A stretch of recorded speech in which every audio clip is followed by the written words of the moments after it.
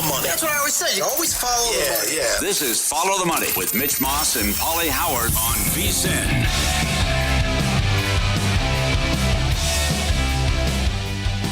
Here we go. Welcome in. It is a special edition of Follow the Money here on Final Four Saturday as we are live on VSiN and also DraftKings Network, and we are at the DK Sportsbook connected to TPC Summerlin. Mitch Moss along with Pauly Howard taking you up until essentially tip time today from Glendale, right down the street from where we are broadcasting from today.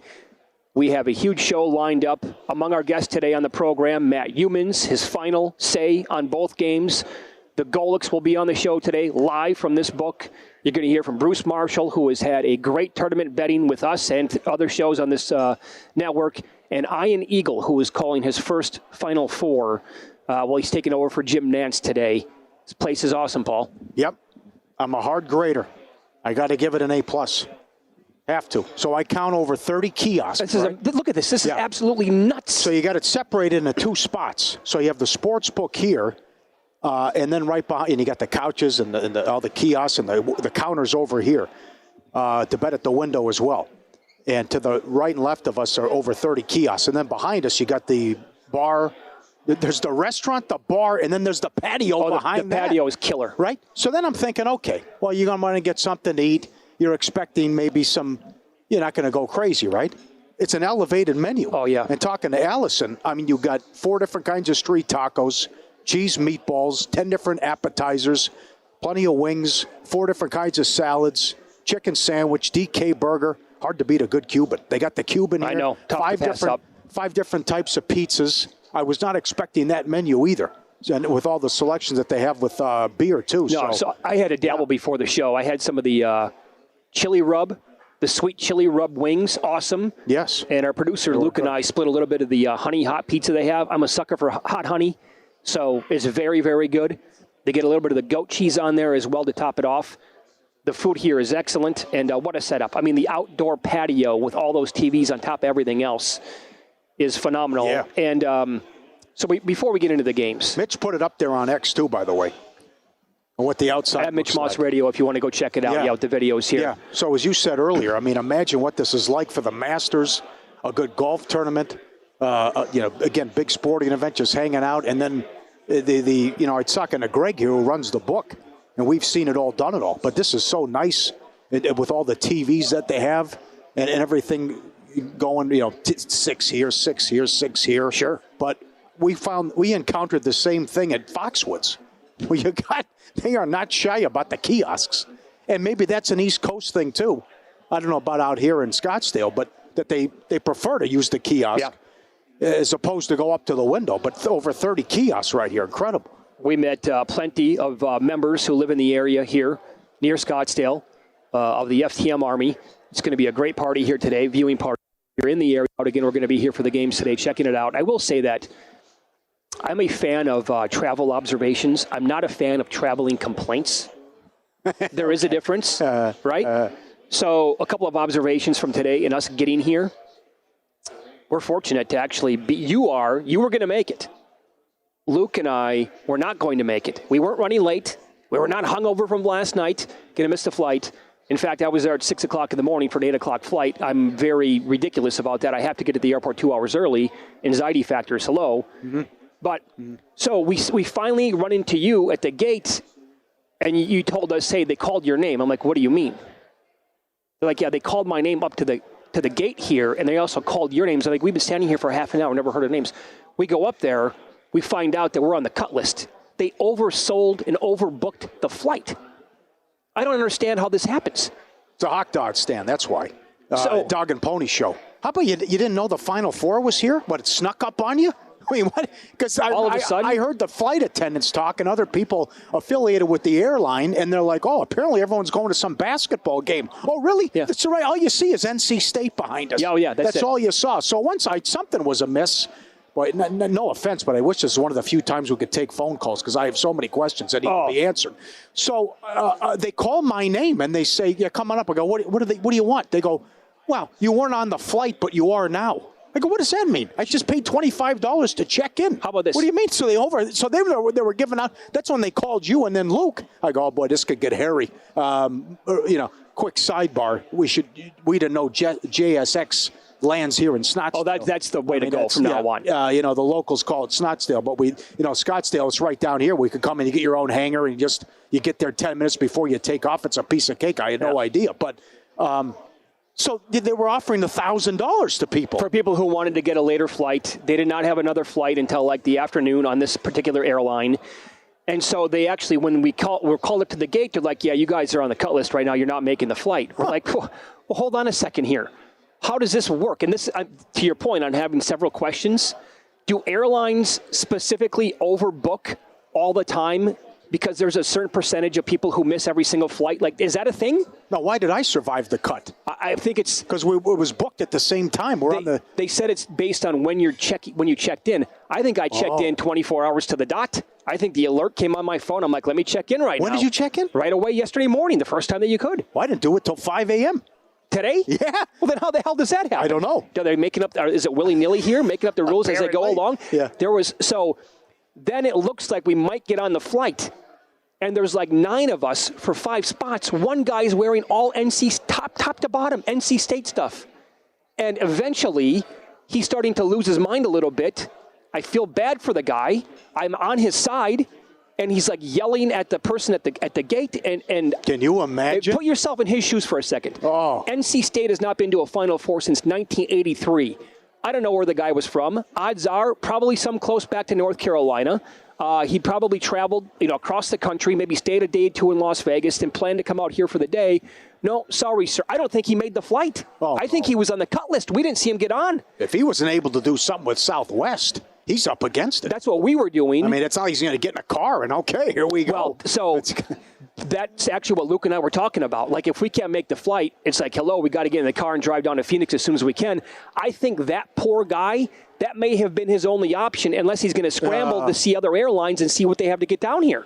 Now, what happens if you can't get on the flight? Do you get the $1,000? I would hope. Or is it the person who booked it? I mean, how does that work? If you can't get on the flight and they were offering $1,000 for people to volunteer to take a later flight, if you're on the cut list, that to me qualifies. Yeah. Oh, I would not be happy if I take it and then they have to help you get on the next flight and whatever. It's one of those things where usually, they always say the customer is always right. No, that's not the case. The customer is wrong a lot, right? In this particular case, I totally sided with the guy. I got what I mean. And if we were not doing, if I was on this flight to come down here for any other reason other than to do this show, I would have been like, yo, man, I get it. You haven't been in the Final Four in 40 years. You can have mine. That's how like he was pissed. And everybody, there wasn't a single person like in the area who could say anything because we knew that he was right. Mm-hmm. And even like the lady at the gate never really even like yelled at him or said, "Sir, settle down." I think she felt really bad for the guy too. And then to top it off again. Well, it's one thing if you're going to do it it's 8. It was 8 people. Like we need 8 people to take one for the team here, maybe. Right. Or it was like I knew we were in trouble. Went right away. They're saying, "Hey, if you want to go by the exits." Oh, yeah. If you want to go, you got to be able. Oh, I'm out because you have to be able to lift 50 pounds. Yeah. I said I'm disqualified. That's it. Can't bend a wet noodle. So, but you had that debacle to start out as well. But that was behind me. You had UConn fans to the side of me, Purdue fans. And there was a lot of talk about and I see the Purdue fans are already lined up, ready to drink and have a good time at the bars. They were out early, lined up outside the area. Stadium, whatever you want to call it. Yeah. But certainly I was shocked at all the NC State fans. You're right. It's the perfect storm. Purdue 1980, NC State 1983, UConn trying to flex and go back to back. We can all relate to Dan Hurley, right? That's right. He's like, who name one person who likes and has good airline stories. Yeah, again, I like observations. Again, this is not a complaint. This actually might be because I don't understand this type of person. This is more again of a traveling observation. So we land. Right? They ding it. So it's time to get up if you would like, stretch your legs, whatever. I'm in row 26, right? There's a guy, I don't even know how many rows behind me he was. I couldn't even see him in my peripheral. So he's probably like 30, 32, something like that range, right? As soon as the plane dings, time to stand up, he comes barreling up to row 24 where he had his bag up top. opens it up, pulls it down, and then he stands there. And then we wait for 20 minutes at least to deplane. Yep. And I'm just thinking to myself, prison. You are one of the worst types of human beings in the world. I don't understand that move. Where are you going? What's the game plan, pal? Are you going to crowd surf and get over everybody? You can't wait an additional 20 like us. You're not getting off the plane, Jack. So I got to be honest. He was Purdue head to toe. I hope they lose because of him. Oh God. Sorry. Yeah. Sorry. I mean, had it been an NC State fan, I'd say the same thing. It happened to be a Purdue guy. Hope they lose. Anyone have the dogs out with the dogs barking? I didn't see anybody with the dogs barking. I didn't see anyone, yeah. It's an hour, so I don't think you have to take the shoes off. Yeah. With only an hour flight, but that was... always an adventure. Yep. Luke's 27, our producer. No doubt about it. He said, as we landed, he's like, boy, I jinxed it too this week because I told somebody I've never had an issue traveling, ever. What? Right there he is. Never had an issue. How can that be? I've had countless problems over the years. Just when we went to Portillo's the last time, we were on the run. Oh, yes. We were on the runway longer than we were on the actual flight to sit there, right? But I mean, hey, you live. If you're gonna travel enough over the years, like you're gonna run into some problems. Yeah. Today was like an example of what could happen if it goes sideways for you. So, anyway, we're live today, 3 hours before opening tip, and we are at the DraftKings Sportsbook. This show is on DK Network. It's on YouTube TV. We're on VSiN. Plenty of ways to get the show today. If you're in the area, come on by, say hello. There's a huge area here, a huge crowd already gathering for all the games today. And up next, I don't know what the exact answer was from last night with the call on the court, but we do have plenty of questions.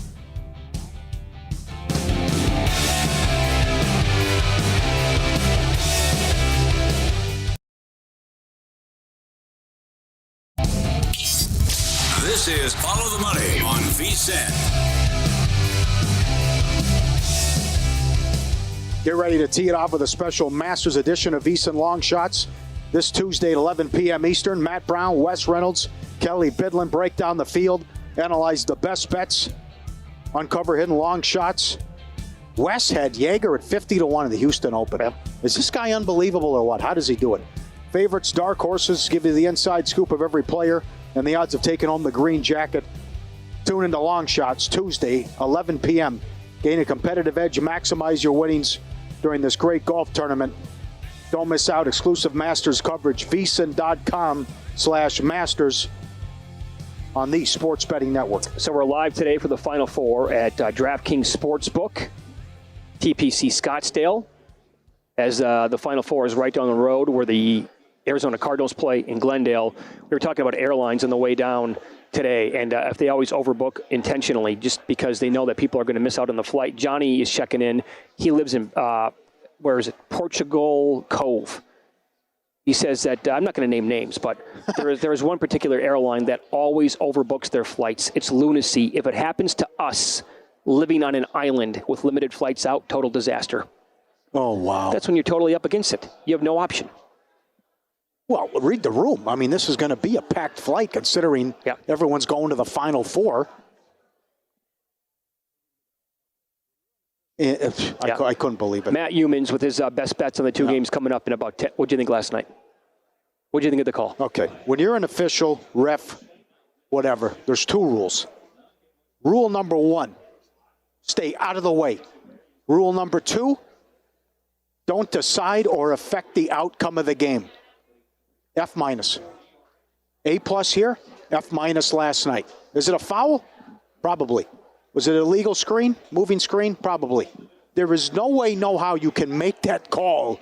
We're playing to go to the championship game. You take out all the drama. There's 7 seconds left. How do you make that call? Hated it. And it's one thing if you've been calling it all night, which you hadn't been. No, they were not calling ticky-tack fouls the entire game. For that, it reminded me of Rams-Saints NFC title game, where in that instance, you have to call it. It's so egregious, and it's it's a mugging. And here, it's just, it's so bad that you make that call. You take out the drama. You decide the game. It's a horrible ending, and you're playing to go to the championship game. Sure. I cannot believe it was comical. It was sad. It was unfortunate, and I know all we worried about. We're going to talk about it ad nauseum coming up with the Edie thing. But there's so much here about who's going to get the calls and the roles that the officials play and the favoritism to Iowa and the superstar treatment. And, oh, my God, look at the ratings with the Clark factor. Mm-hmm. And wouldn't you know it, who gets the big call? Yep. Everyone's got a bad taste in their mouth. That's not how the game should be decided. That's a horrible job by the officials. Spot on. Could not agree more. I hate it when referees decide the outcome of games. And who likes that, by the way? And then people are going to come back and say, well, the players decided it. No, they didn't. If you were watching that game and only had a chance to make that call in real time, you're probably not going to make that call. And, oh, by the way, to tie in your point, I tweeted this out earlier this morning, the Saints-Rams NFC title game. If the call is not made last night, nobody's mad. You're not going to think twice about it. No. If they don't show the replay and break it down in slow motion, by the way, frame by frame from 12 different angles, you're not going to say, oh, definite foul. In real time, everybody in the world knew that the referees botched that NFC title game. In real time last night, nobody would have had an idea until they slowed it down. That guy could not wait. He was looking for anything to call. And he was Enrico Palazzo, by the way, from Naked Gun, making it emphatically over the top with Joey the call. Crawford, yeah. Insane what happened last night. Yeah. So, again, I asked people today on X, if the call was not made, would you be mad? If you say, yes, you would have been, you're lying, because you never even would have noticed that it was a call or it was a foul. If the roles are reversed, if it's Caitlin Clark in Iowa with the ball, down a point. Oh, forget it. 3.8 seconds left. Are they making that call? I don't know the answer. I can guess. Yeah, right. I can make a pretty educated guess at that one, though. Well, it's the old John Madden line. You could call holding on every call in the NFL. Huh? Like Gino said, I mean, there's a moving screen all the time that you could call. But to do it at that time, and what should have been the final possession of the game, was outrageous. Yep. And it goes back to playing favorites. And, you know, I told the story once. I was in Homack in high school. And these girls were attractive, but this group of girls, we were making cookies. And they set the cookies on fire. And they got a better grade than we did. And we're looking around, and we're like, how is this possible? They almost burned a high school to the ground. They set the cookies on fire. Better grade. It's like Mr. Millberry. You could only get an A if you wore a skirt. Favoritism. And it goes back to... What grade was this?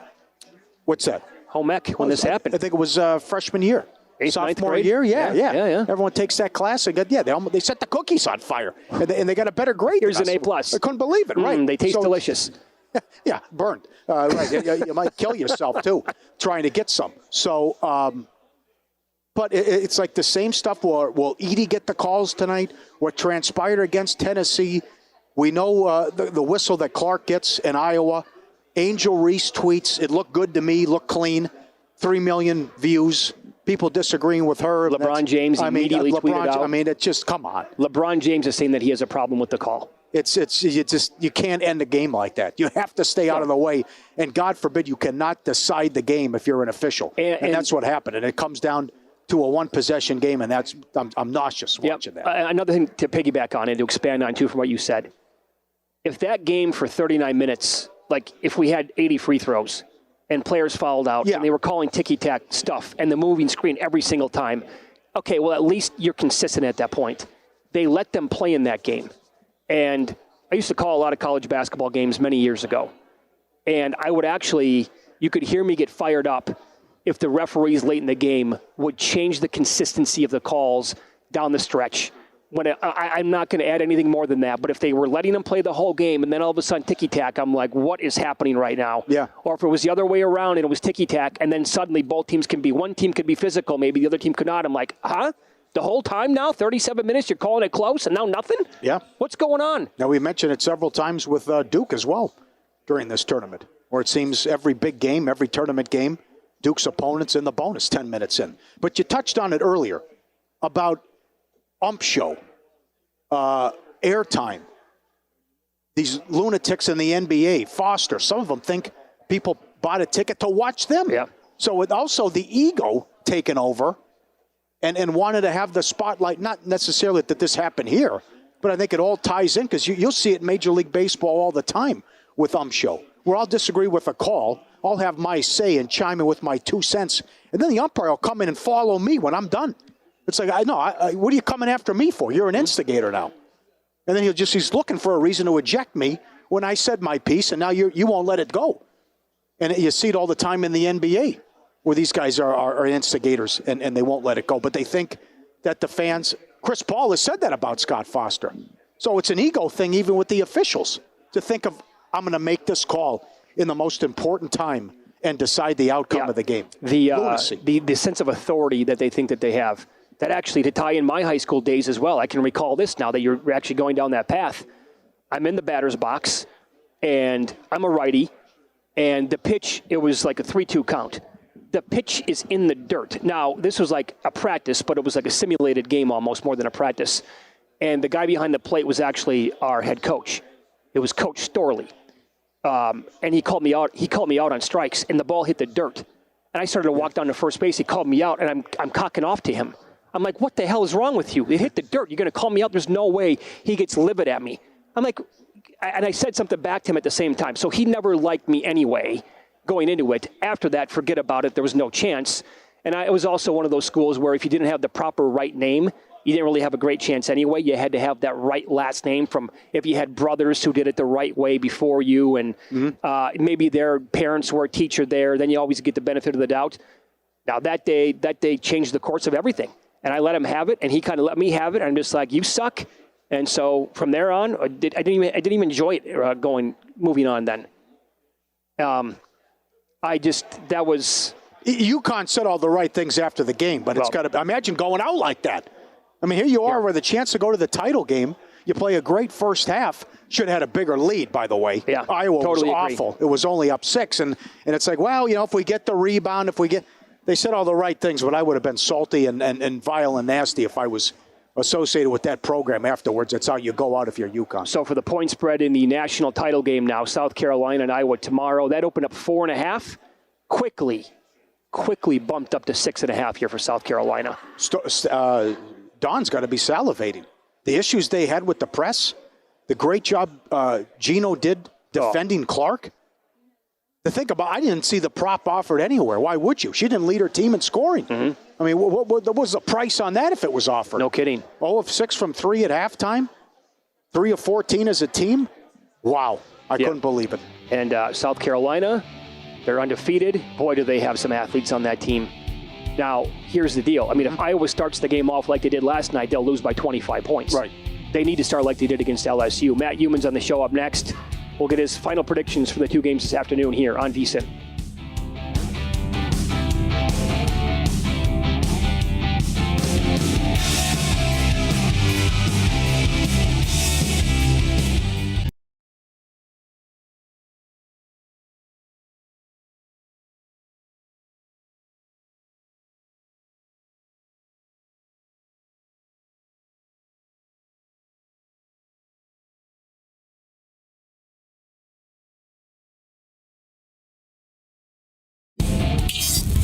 This is Follow the Money on VSiN.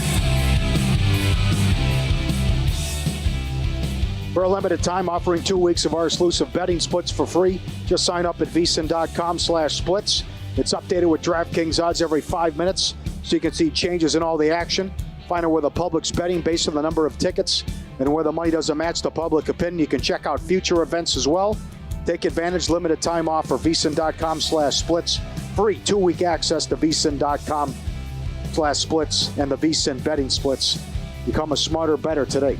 Matt Humans joins the program now as we are live in Scottsdale for the Final Four. The reason why we're in Scottsdale is because we're at this beautiful location, the DraftKings Sportsbook, right next to TPC Scottsdale.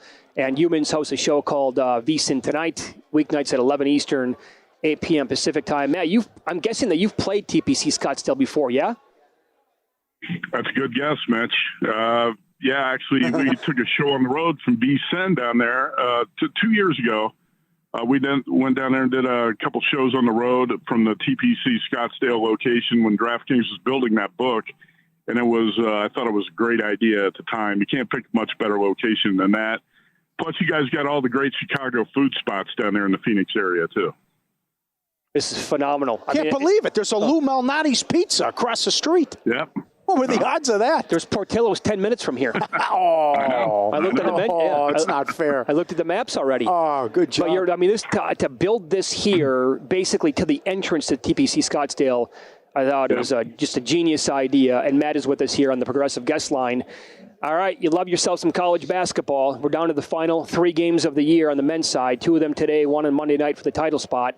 And in the early game, Purdue up to 9.5 the way it looks currently sitting here at DraftKings, pretty much 9 everywhere else. Your final thoughts here on this game, Matt, as they host NC State. Okay. And by the way, I stayed at a hotel, across the street from where you guys are right now. I went to Portillo's for breakfast, lunch again, and dinner every day I was down there. So, it's only a 10 or 15 minute drive away. You got to take advantage of it. Hey, I took NC State plus 9.5 here. I respect a team that's won 9 straight elimination games. I know the Wolfpack finished 10th in the ACC. And if you look at their body of work from November through February, it's not the same team it is right now. They're on a roll. They're playing with a lot more confidence. I think when you look at the matchups, there are some big problems here that the Wolfpack might face because DJ Burns is 6'7", 275, but he's giving up 7 inches to Zach Edey. He's not going to be able to really contend with those jump hooks and short jumpers in the lane. He's not going to be able to really affect Edey much as a defender unless he can push him a few more feet away from the basket. I don't think NC State's equipped here to stop Edey. They'll probably try to double him and make Purdue's 3-point shooters beat him. And then the last game against Tennessee, Purdue, which has been such a great 3-point shooting team all season, was only 3 for 15. Still found a way to beat a number 2 seed in Tennessee, so I think that tells you something. I like the Dogs a little bit today. I don't love the Dogs. And I did play NC State plus 9.5 and a little bit over the total of 146 because I think free throws are going to help push this game over the total. That said, when I've been watching the clips from Phoenix, I don't love the shooting background there in the football stadium. So I'm a little bit concerned about that. Are the teams going to come out tight? What's the shooting background going to be like? Yeah, there are all sorts of concerns when you handicap that from a perspective of the total. If you're trying to bet it over, or if you think there's going to be a high scoring game, you have to be concerned about those things. That's an excellent point. In 2017, all 3 games were in the 70s, and all 3 second halves went under as well. How about UConn and Alabama here? I mean, the inflated point spread. I mean, I know you've tweeted about it and talked about it. To cover 10 in a row, but to win every game by at least 13 points. This is ridiculous as you try to go back-to-back and repeat. I would shoot 43s if I'm Alabama and Oates. How do you see that late game? Yeah, that's a great point, Paul, because I was talking about this on the show with Wes Reynolds a couple nights ago. Then we had Adam Hill on from Phoenix, and I said, where would you put the prop? And I was trying to get Matt Grill of DraftKings to put up this prop. Alabama 3-point attempts. Where would you put it in this game? Probably 40.5, right? It's got to be somewhere in the neighborhood of 40. Yeah. If the closest comp to Alabama UConn would be Alabama Purdue. They played on December 9th in Toronto, and the Tide shot 19 for 46 from 3 and ended up losing the game by 6.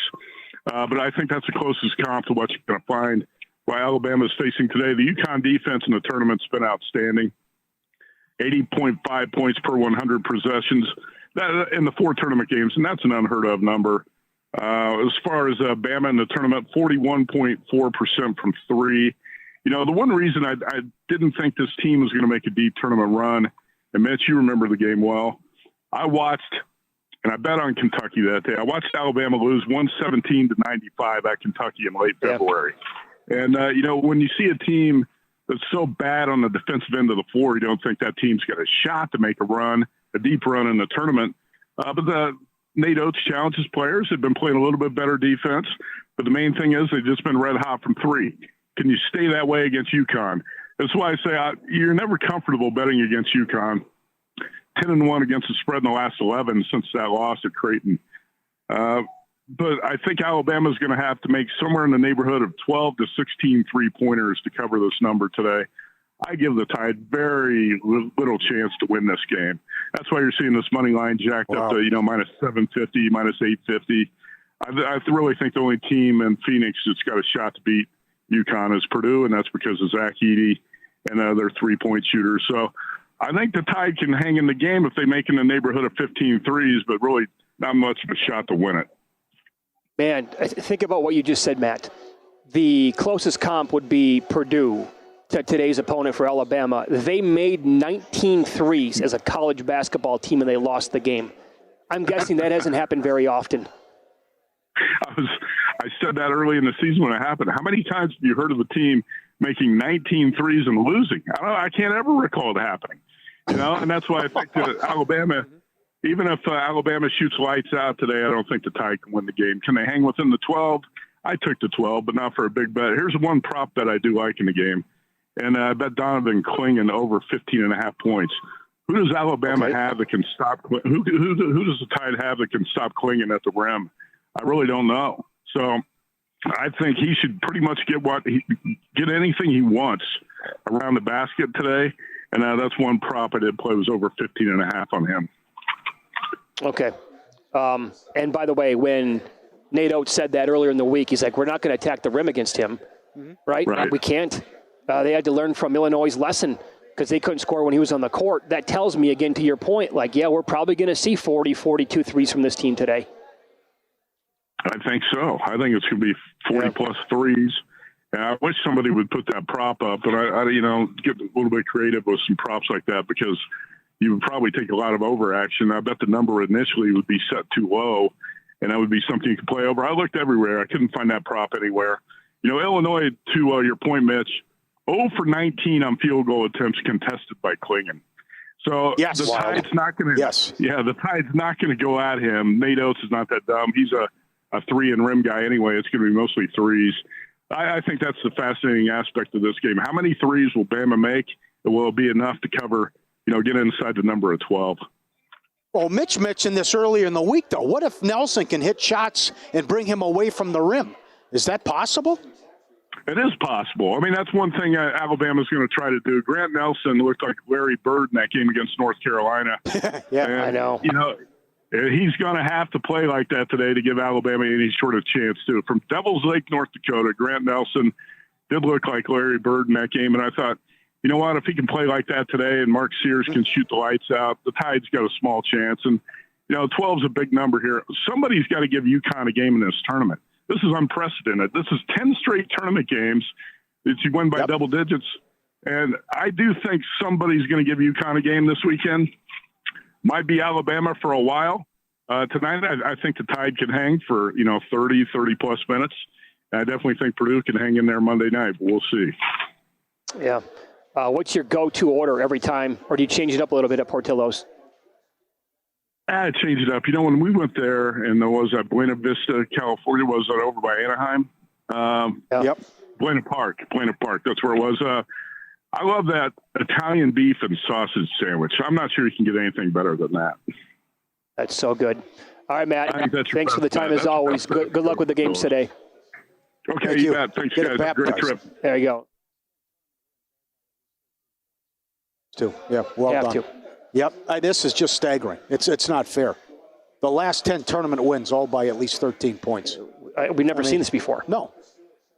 And then how hard it is to repeat, but they just might make this a cakewalk and had no problems. Especially they seem to be improving what they did against the Aztecs in Illinois. Yeah, up next, live here, DraftKings Sportsbook in Scottsdale, TPC Scottsdale. Gino Auriemma was asked about how he felt about the moving screen. A very important game in the NBA starts right about now, and a huge game in the NHL as well.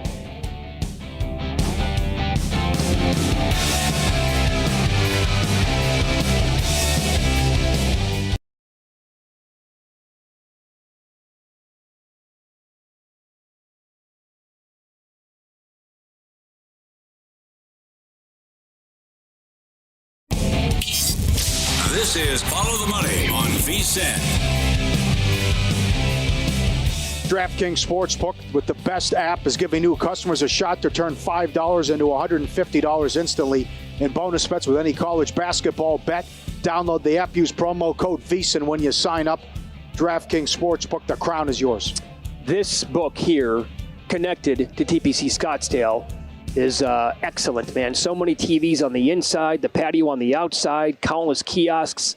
This is going to be a great spot for a viewing party for the Final Four, which we'll get into throughout the rest of this show, where we have 2 hours and 15 minutes.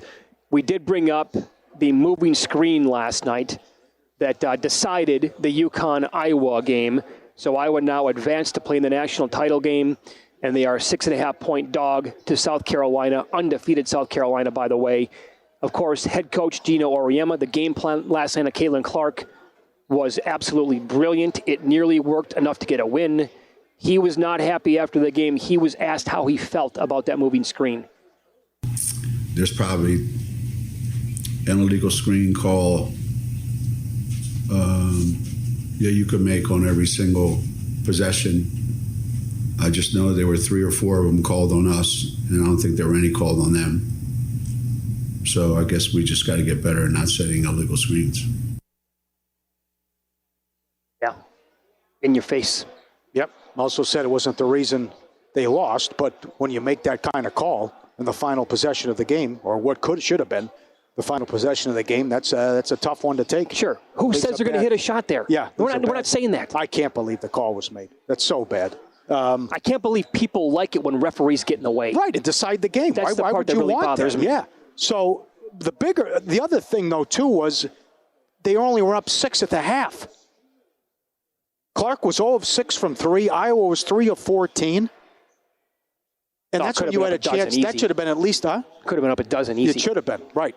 It should have been. But then Iowa looks like they're going to cruise up 9 with 6 minutes, and then the turnover fest started. Yep. And they were having problems with pressure, and they tried to give it away.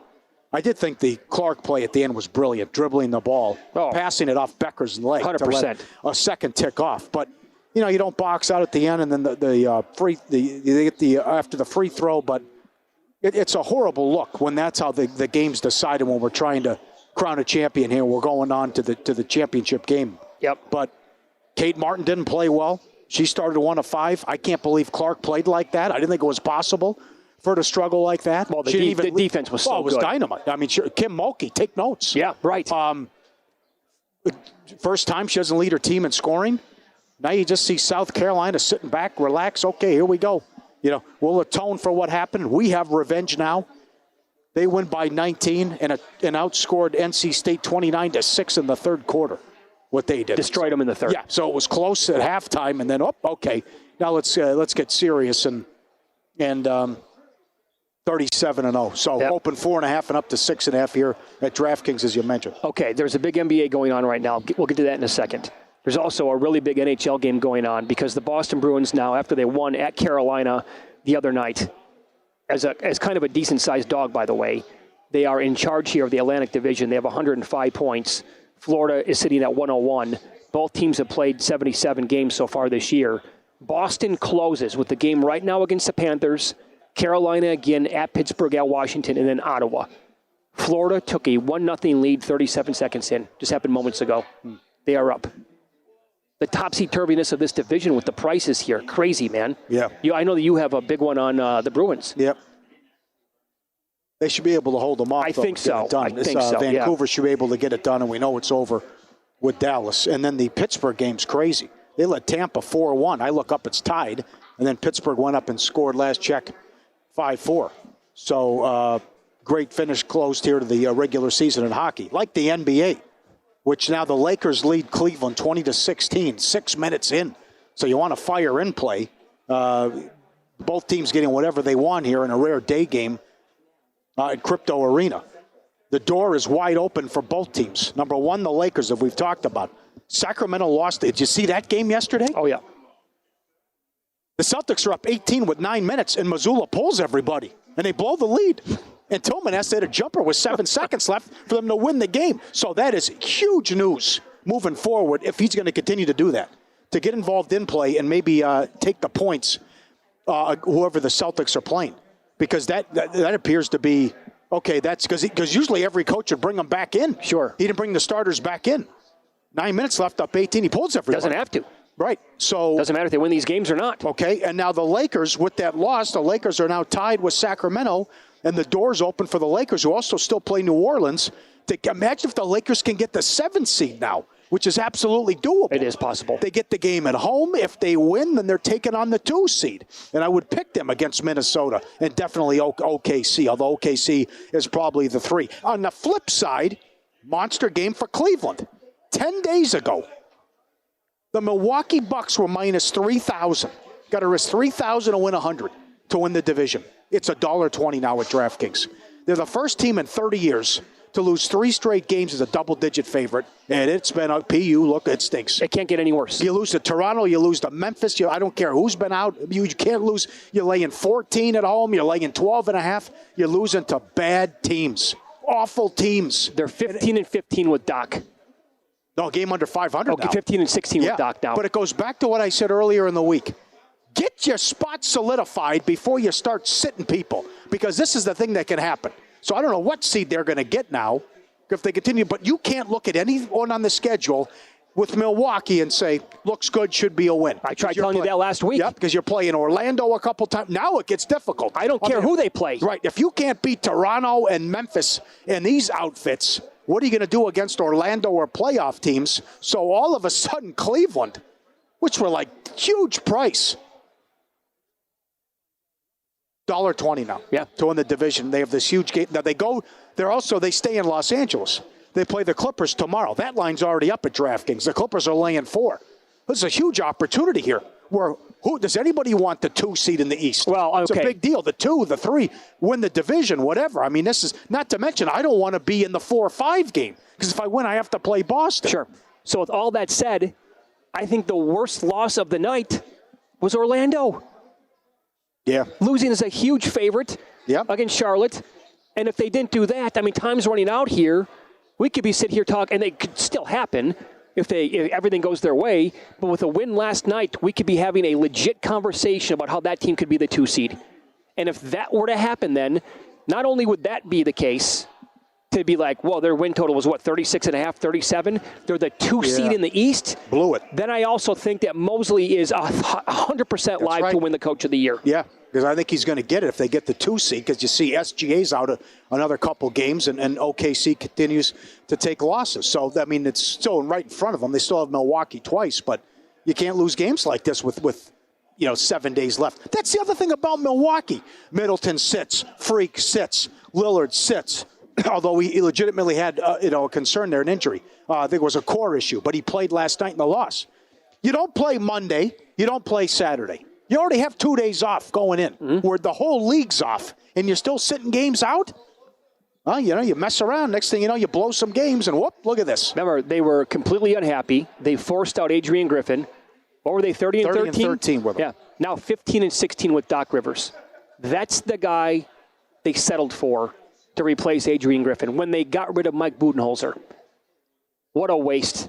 What a season down the toilet for the Milwaukee Bums. Yep.